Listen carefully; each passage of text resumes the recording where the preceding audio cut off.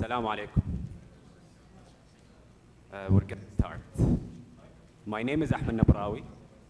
I'm the solutions architect for and as I mentioned earlier, Saadi has spoken yesterday and told you a little bit about SlimStock. Today I hope that we have an interactive session. So we're going to ask you a couple of questions, 5-6 questions, and we would love to hear from you. We'd love to hear your experience so we can both learn something new today. تمام؟ قريب؟ كده أحسن؟ Perfect. اللي ورا يقدروا يسمعوني؟ Okay. So my background is in supply chain. I've worked in supply chain for the last 8 years, and I have with me Sandeep Walia. He's the Chief Transportation Transformation Officer of SlimStock, coming with a supply chain background for over than 18 years, I think, mashallah. So we're gonna have like a chit chat, me and him, and would love to engage you in this discussion. Sandeep.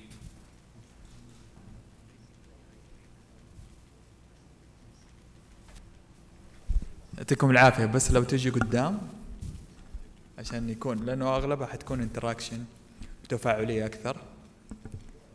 at the end if you could come here. يعطيكم الصحة والعافية.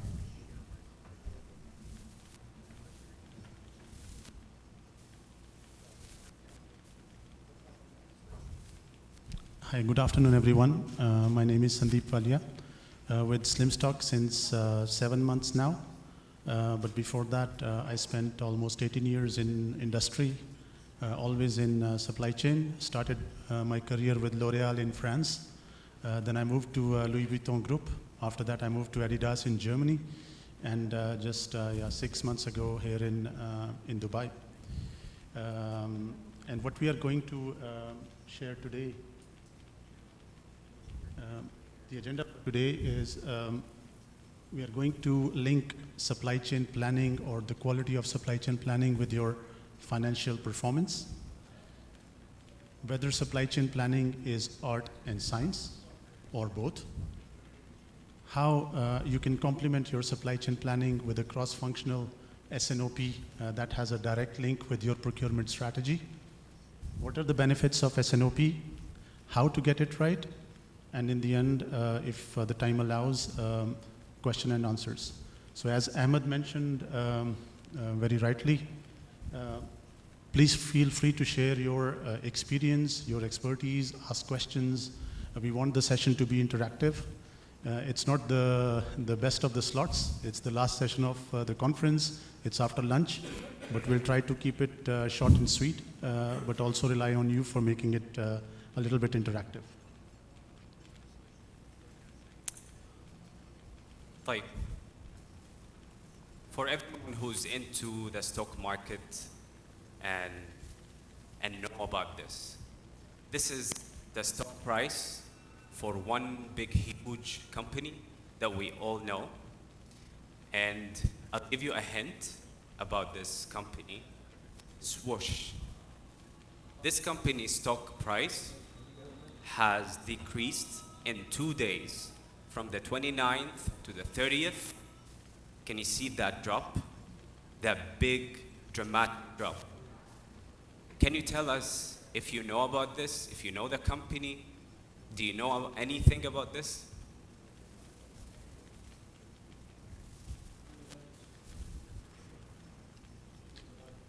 No idea? Yeah, so Swoosh is basically the Nike logo. It's called Swoosh. So this is Nike. And last week they published their quarterly results. And they announced 4% increase in revenue, 22% decrease in their net income. But what made the markets react like this was 44% increase in their inventory, which means this is a very fresh, because it happened last week, and a concrete example of how your inventory is directly linked with your financial performance. Within one day, $15 billion of market cap of Nike, they were wiped out just because of inventory. And it is not only that. When we talk about the planning and inventory decisions of a company, they are directly linked with the customer experience you want to provide. So if you are into retail industry, your point of sale experience when the customer walks into the store is directly linked with, sorry, you wanted to say something? What was the cause of the dip? What was the cause for the dip? 44% increase in inventory year on year. But what was the dip? 10% decrease. 10% decrease in one day. And, sorry? What's the reason? 44% increase in inventory. Their stock this year is 44% higher than last year, same period, which means they will have to liquidate it. And if they have to liquidate it, they will have to take a hit on their gross margin because it will not be full price sell-through, it will be liquidated sell-through.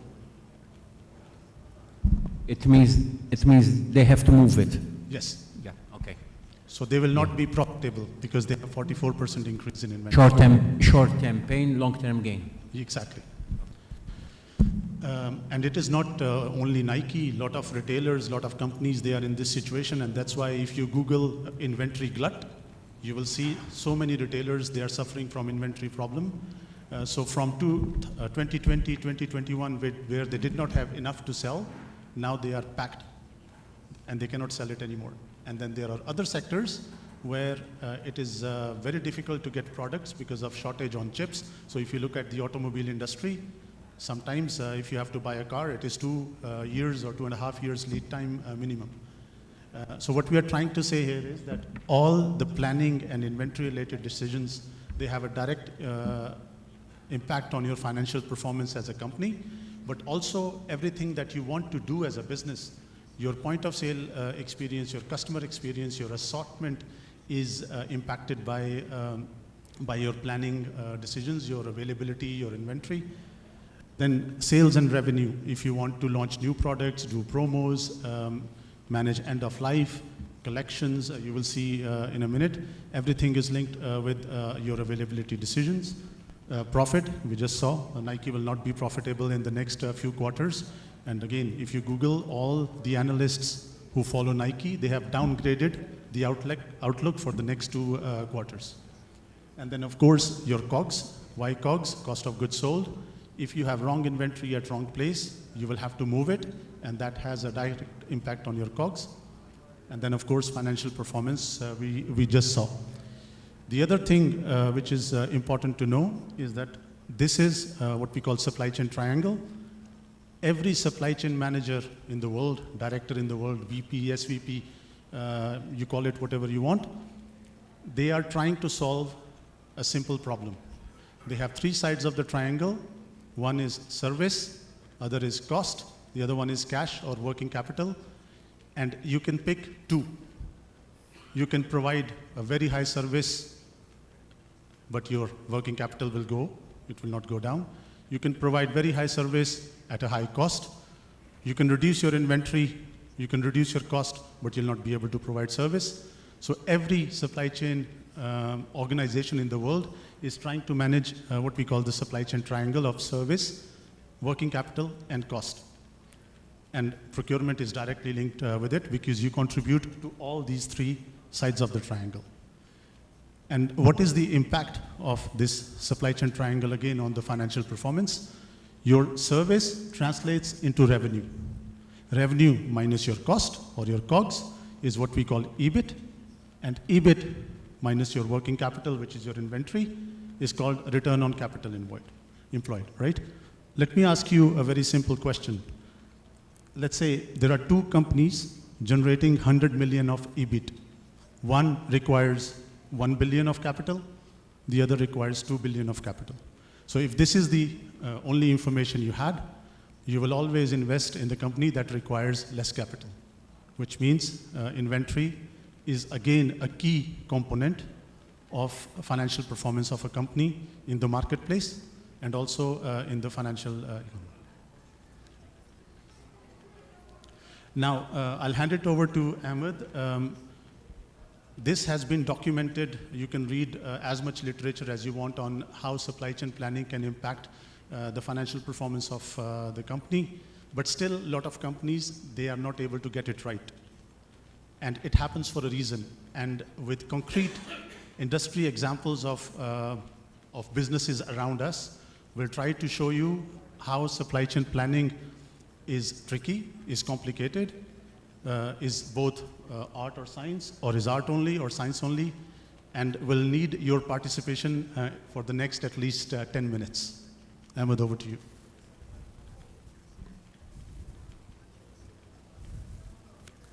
Okay, so as Sandeep said, supply chain planning, is it science? Is it art? Is it a combination of two? Do we really need to consider process, people? Is it just technology? What is it really exactly? Yeah?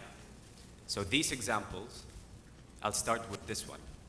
So have your regular shampoo, and you have a new product introduction, a hair mask. Now, what is the impact? What is the impact on the demand when we introduce this hair mask? Can you guys hear me? So what is the impact on the shampoo?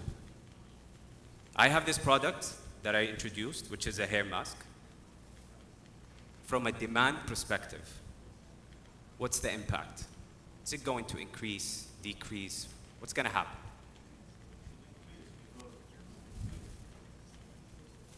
تفضل.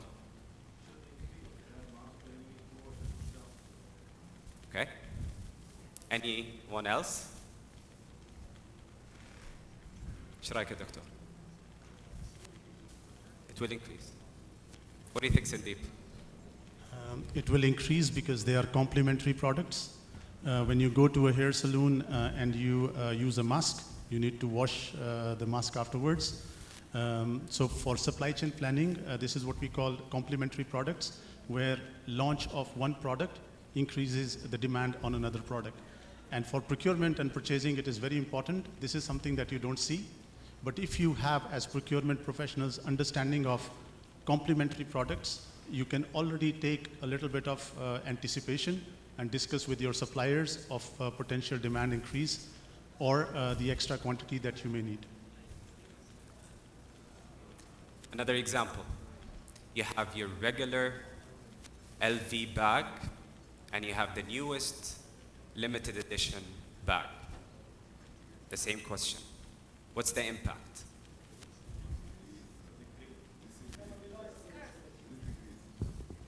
I hear scarcity. What do you say? The new model. Cannibalization. It's really good to hear, huh? Yeah, it's interesting because actually I heard cannibalization, I heard decrease. This is a real case because I was working for Louis Vuitton, so I know what happened in this case. There was no impact. The brand is so strong, the product is so strong, very well known to the female customer, that if they decide that they want to go for this, no matter what you launch as a limited edition, it does not impact the demand. So this is very important to know when you're planning and allocating the inventory, that in this particular case, the demand on the existing product will not be impacted by the limited edition collection. Another food example. بالعافية يا جماعة توكم متغطيين. Bring you a photo of food. So you have your pasta sauce and your pasta. Just imagine you have a promo that is, if you buy one sauce, you get 1 plus. So 1 plus 1. Yeah? So what's the impact of this promotion on the pasta?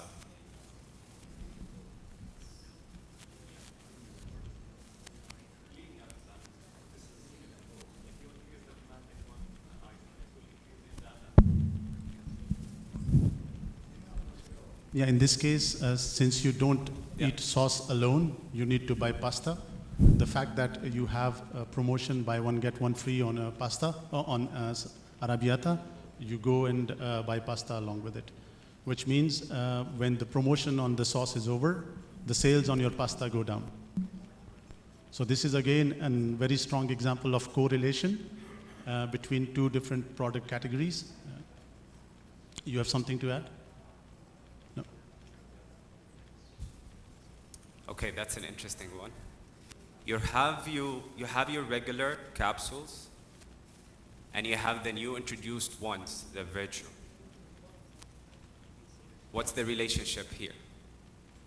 Would the demand of the regular ones be impacted by these new ones, or will it remain the same?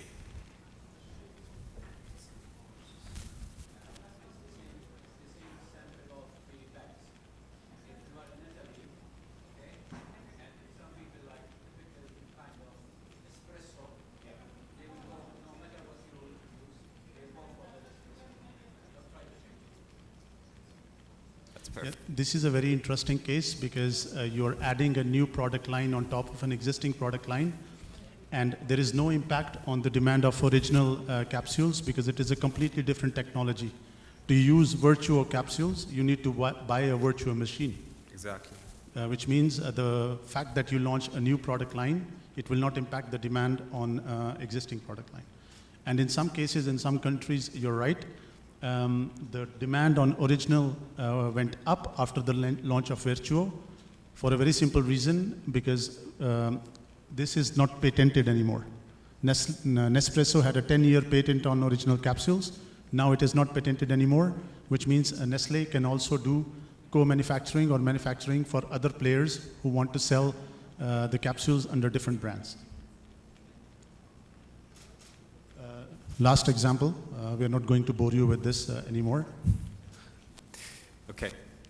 You have an old watch that you are supposed to discontinue from the market after a specific period of time, let's say after 1 month, and you are introducing a new watch that is white gold.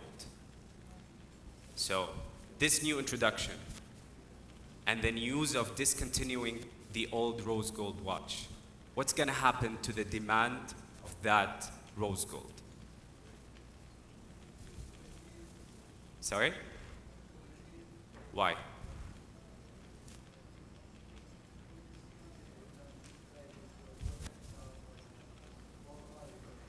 Exactly, exactly. Yeah, that's exactly the case in the watch example, since in that industry, the moment you announce discontinuation of a watch, it becomes a collector's item and the demand goes up.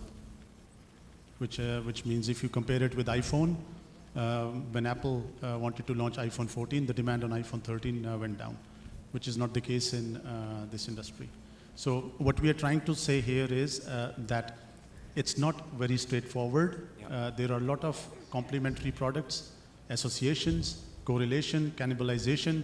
It's not easy to plan for demand when you don't have a handle on all these aspects of the business. And it's not only that, there are a lot of other factors that impact demand, and Ahmed will walk you through them. So basically, we have different and so many factors that are affecting this signal of demand. So these factors can be external. So let's take an example. People travel, let's say from Saudi, we travel to Dubai during the holiday. So basically during holidays, the demand in Dubai will increase, yeah? If we say the payday, so the first week or 10 days, you will have a high demand on all the spendings around us. So that's one, that's your external factors. Now you have your seasonality. We all know that we have one product that the sales go way high, which is Quaker Oats in Ramadan. So 2 months before, we have like a number of containers that are coming in the port, that volume increases so much, okay? You also have your logistics execution process. You have your warehouse's capacity. So basically, how do you take into consideration different factors in together to make sure that you have the right mix and you have the right demand calculation and supply? So basically, what we tried to show here is that your demand is made up of two things. It is made up of patterns, something that you can detect systematically through a solution, and it is made of a very big unknown. And that unknown, as we discussed, can be related to cannibalization, correlation, can be related to external factors, events. And it is very important as a supply chain organization to understand how I can handle the patterns in my data and how I can handle the unstructured data or the unknown. That's why we say that supply chain planning is a mix of both art and science. The quantitative part is what we call science, because you can use statistical models to predict the demand. And then qualitative is where you have sales, marketing, finance and supply chain and maybe procurement getting together and sharing the intelligence that they have through a consensus-based planning process to predict at least the demand to an accurate degree. The examples, you'll ask me what are the examples of quantitative and qualitative. So quantitative is what we call cannibalization and correlation analysis. So it's very easy to do, but a lot of organizations don't know it and don't do it. It's very easy to do from system standpoint. You can have two data sets, sales of two different products, and you can easily measure the correlation of how sales of one product either correlates to another product or cannibalizes the other product. So here, some examples of correlation as we discussed, pasta and sauce. To the ladies in the room, foundation and primer, because they don't buy foundation alone, they always buy it with primer. Then you have chips and soda. You have sneakers and joggers. A lot of people, they buy them together. So this is very easy to implement from quantitative and system point of view.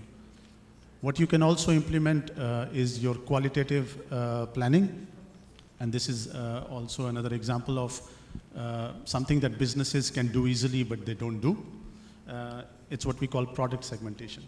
Now, in your product catalog, you have thousands of SKUs, thousands of articles, products, and they all have a different rate of sale. Some they sell in big quantity, some others they sell in low quantity, intermittent demand, lumpy demand. So it's how you categorize your product catalog that basically helps you with your planning and your procurement. So horses are basically your high value, low volatility product. They just run, they are stable, they sell. Then you have mad bulls that are your high value, high volatility products that are very erratic in their nature. You have turtles, low value, low volatility, and this is what we basically classify as slow movers. Over the last 2 days, we have had a lot of people coming on the stand and asking us how to manage slow moving inventory. So the first thing to understand is how do you classify your slow moving inventory, and then what do you do in terms of process, whether it is quantitative or qualitative, on your slow moving inventory. And the last but not the least are your rabbits, which are low value but highly volatile products. So there is a clear strategy that you can adapt in terms of planning and procurement if you properly segment your product catalog.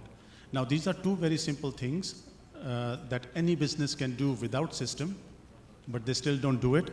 And then every month, every week, every day, whatever the planning cycle is, they complain about availability and inventory, right? So this is something that is super easy to do. Now, we discussed about supply chain planning.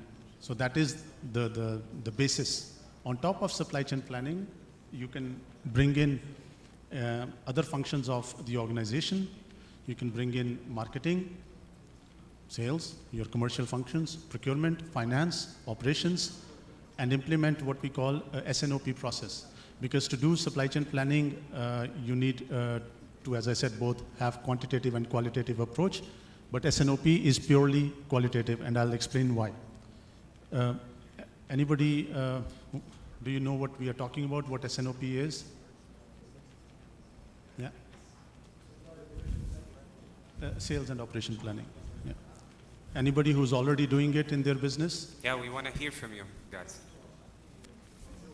Sorry? Anybody already doing SNOP in their organization? Yeah. Okay. Please. Maybe he can tell us about his experience in SNOP. Would you like to share it with us?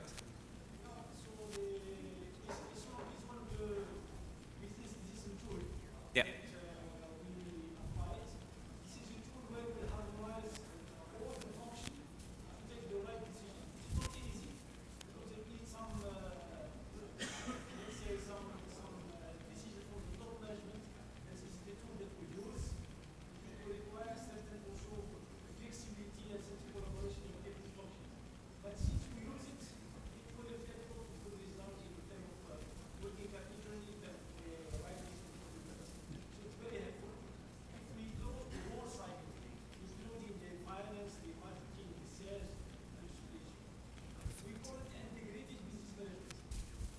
Exactly. Yeah, this is exactly it. So basically what happens when we talk about SNOP, it's a cross-functional alignment process where all the different functions of the organization, they come together and they align on what their projected demand and supply and purchasing plan is over the strategic, tactical, and operational horizon. And that planning horizon can be different for different companies. If you are in a long product life cycle business, then your planning horizon can extend to 36 months. We saw the example of Audemars Piguet. The planning horizon of Audemars Piguet is 5 years because a lot of their sourcing, procurement on precious metals like platinum, diamonds, gold is long-term planning. So their strategic horizon is what, 5 years. When I was in L'Oreal, our strategic horizon was 12 months. So we used to plan 12, maximum 15 months in our SNOP cycle. So it can depend from one business to another. It can be completely different. So what do we do in the strategic? Strategic horizon as a business, we only look at what can be the disruptions that can come to our business. And then based on that, whether it is geopolitical, technological, health crisis, energy crisis, economic, what disruptions can impact my business and how I can prepare my organization for those disruptions. Of course, you will always have black swans like COVID that will come out of nowhere, and for that there is no planning apart from making your supply chain resilient. But at least when you have a strategic horizon, whatever that is, you focus on disruptions and how do I make my business immune from those disruptions. From the strategic horizon, we move to tactical horizon. And in tactical horizon, my role as a business leader or a supply chain or a procurement professional is to ensure how do I grow my business, which means how do I make sure that the supply, demand, purchasing, production, sourcing plan I have contributes to my top and bottom line objectives, my profitability, cost efficiency, working capital efficiency, eco-responsibility. We saw a little bit earlier, sustainability is a key factor for some of the businesses. Then comes the operational horizon, and operational is the shortest, nearest horizon from the current date, where you basically ensure that everything is aligned between your sales, marketing, finance, and supply chain teams. You have adequate supply response to the agreed demand signals. Your inventory is optimized. You have enough capacity, whether it is production line, warehousing, transport, or inbound transport. And then you have a clear understanding of how it is going to impact on your customer service. Once you have your SNOP process across strategic, tactical, and operational horizons aligned, then you can execute. But if you don't plan properly, you will not execute properly. So planning, whether it is supply chain planning or a more qualitative SNOP process, if you already have supply chain planning, is key to your execution. Yeah. Any questions, comments?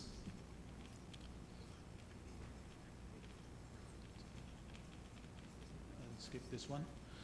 So one part is understanding the planning horizon, strategic, tactical, operational. The other part, which is very important, is what is the role of different departments in SNOP. So when we talk about sales and marketing, what do they bring on the table? So as a sales and marketing professional, their role or their goal is to basically increase revenue, profit margins, market share. And they do it through availability. If they don't have product availability, they cannot do it. They just cannot achieve their goals. And what they bring to the table is unconstrained demand. Over the next 6 months, I'm going to sell 1 million. Whether we are going to sell it or not, that's a different question. But they give us the potential or unconstrained demand over the next few months. Role of finance is to make sure that the business is profitable. So finance is not top line driven, it is bottom line driven. Their focus is always on profit, not on the sales. And what they bring to the table is annual operating plan. That this is what we need to achieve from financial point of view. Supply chain planning, they basically take the unconstrained demand and they give that this is what we can achieve in terms of supply. And then that is basically what we call reconciliation or adjustment based on what our supply response is. We update our AOPs. And this is very important because once you have these departments coming together with a clearly defined role and responsibilities and clear understanding of who brings what to the table, it is it is relatively easy then to balance the demand and supply equation. And a lot of organizations, they are very advanced in it. So I can give you my personal example. We started doing SNOP way back in 2009. So that is when we had clear understanding of what we are going to sell in the next 12 months. Can we supply it? Can we produce it? Can we source it? If we have at supply, production, or sourcing any constraint, we would inform the top management that will basically review the plan and bring it down in line with the supply, production, and sourcing constraints. And what is SNOP? So it's a 5-step process, or 6, depending on if you include strategy review or not. It always starts with your yearly strategy review, where your focus is basically on profitability, risk management, cost. What are the needs of our customers, and what are we going to do to make it happen? So if I give you 3 examples, let's say Flynas, Emirates, and Apple, what is their customer proposition? What is the customer proposition of Emirates versus Flynas?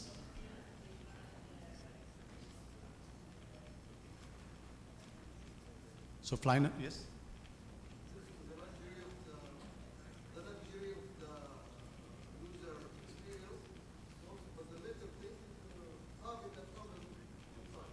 Yes.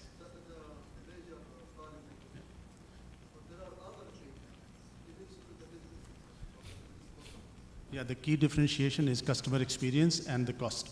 Emirates, the focus is more on customer experience. In Flynas, the focus is more on cost, right? So that is something very important at strategic review, which business I am in. Am I in service business, cost business, or a working capital efficiency business? So once you have your clear understanding of which business you are in through the strategy review, which happens yearly, normally around September, if you are in Jan to December fiscal year, and then comes the product portfolio review. So this happens quarterly or monthly, depending on how big your catalog is, product catalog is. And what we try to do in the product portfolio review is which products I'm going to launch, which products I'm going to do promos or collections in, and which products I'm going to discontinue. So product life cycle is important, and as we discussed, segmentation is also important because you focus on your horses and mad bulls and not on your turtles and rabbits, right? Then is the demand review, which is basically a monthly process. So here we look at the history, we cleanse it, we enrich it, and then we come up with an aggregated and signed off demand plan. Once we have the clear understanding of what we are going to sell, the next one is supply review, how we are going to either source it, produce it, and in some cases, decisions like make or buy, they are taken during the supply review. After supply review, it's very easy. It's basically the alignment between different functions to sign off on the aggregated demand and supply plans or production and sourcing plans. And once the team is aligned between sales, marketing, finance, they submit their proposal to the executive team or senior leadership for the final executive review where the sign-off is done. And this happens monthly, and it is the responsibility of the executive management to make sure that this is a holistic process. So what do I mean by holistic process? It means if you ask sales or a marketing professional, they will always give you high numbers of potential. Why? Because it is in their interest. They are top-line driven. How do SLTs or leadership teams or executive teams, they make sure that they have a holistic approach? They will always look for how will you achieve your top line? At what cost? What is the inventory involved? What are the margin impacts? So this is what we mean by having a holistic approach. So this is the implementation of S&OP on top of your supply chain planning. And as you can see, it has a direct link with your procurement strategy. Because if you have a 30% uplift in your demand that you cannot satisfy with your production capability, you will have to take a make or buy decision. Do I increase the capacity in my production plan, or I source it from a co-packer, co-manufacturer, or a subcontractor? If you have that 20% increase in demand, this means you will need more warehouse capacity. Do I go to a new warehouse, or I keep the same warehouse, but I get a 3PL? So a lot of make or buy decisions that are triggered by demand, they are directly linked. Sorry? Yeah, well, I'll go quickly. I'll skip this one because you have, now what is important to know is you cannot implement S&OP if you don't have a holistic approach, as we discussed. And what do we mean when we say holistic? It is focusing on people, process, technology, and governance at the same time. And what we have learned in our implementations with the different customers across the world is that in their S&OP journey, organizations, they don't focus on people or behaviors. And this is what Sadi mentioned yesterday. The key differentiator between a supply chain that makes money and the supply chain that saves money is people or processes. It's never technology. And I think people is the key differentiator or your competitive advantage, especially in the region where there is a big war on talent. Processes, if managed at right level of granularity, they can add value. And then only technology can be an enabler. If you don't have the right people, talented people, and you don't have the right processes, no matter what technology you bring in, it can be a rocket from NASA, it will not take you anywhere. Yeah. Benefits of S&OP, important. So this is all very documented. The source is on the right-hand side, Oliver White, which is a leading organization in S&OP benchmarking. So they did a survey of more than 200 companies on what were the perceived benefits or achieved benefits of implementing S&OP on top of supply chain planning. So as you can see, increased revenue, improved forecast accuracy, better supply planning, schedule adherence, reduction of inventory, improved logistic planning, asset utilization. And what is also important, what you don't see here, and for a procurement professional, it is vendor management.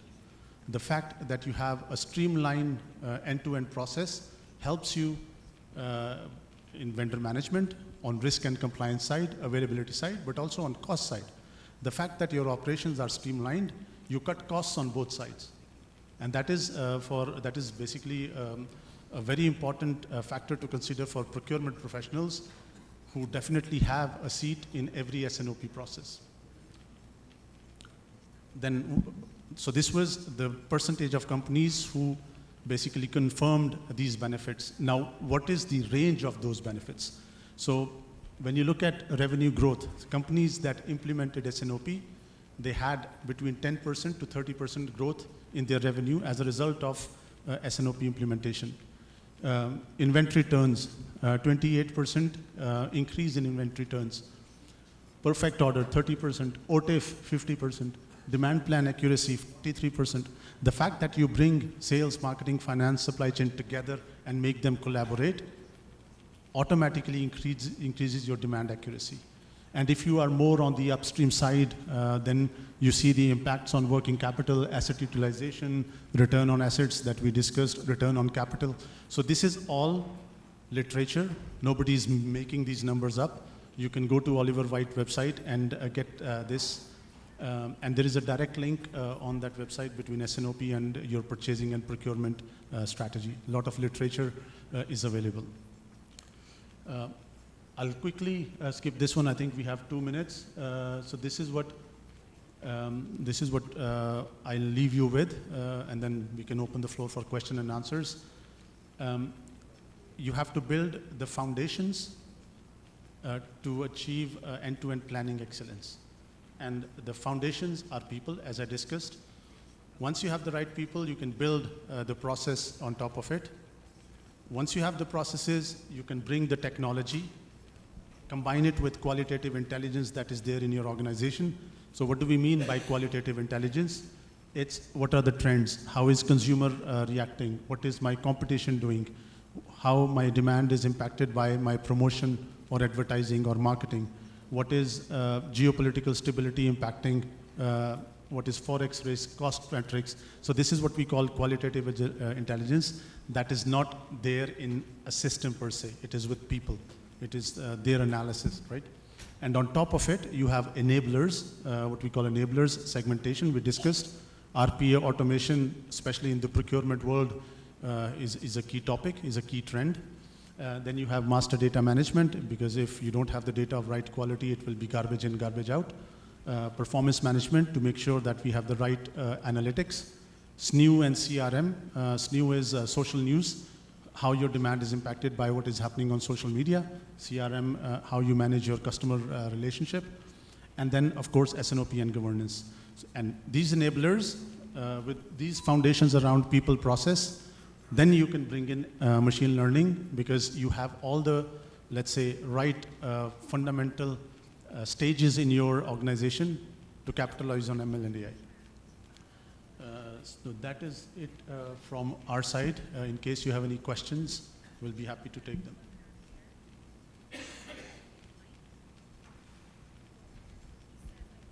Any questions, comment, feedback, remarks?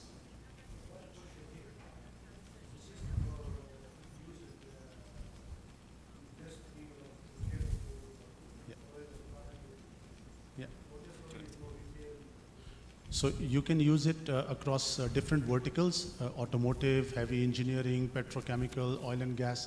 Wherever you have raw material and finished good planning, you can use our system. So we have our customers across CPG, retail, luxury, pharma, F&B, food, grocery, automotive, heavy engineering, industrials, oil and gas, petrochemicals. So wherever you have the notion of raw material planning, finished good planning, sourcing or procurement, you can use the system.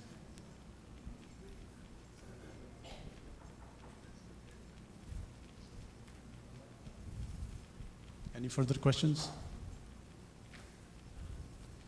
In that case, thank you for your attention and wish you a good day.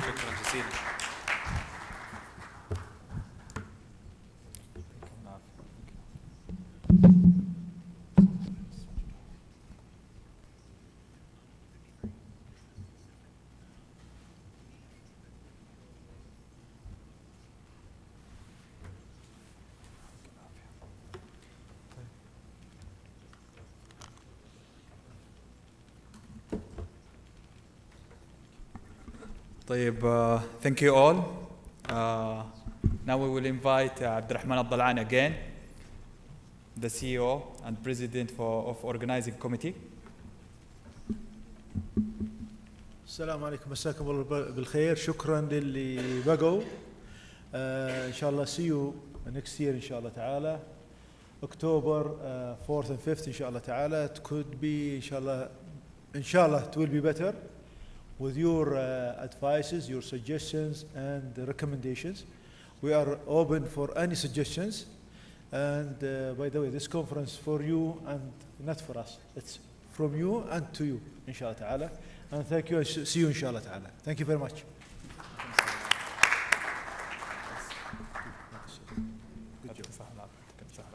Thank you all, and see you inshallah in the upcoming event, 4 and 5 October 2023. Thank you all.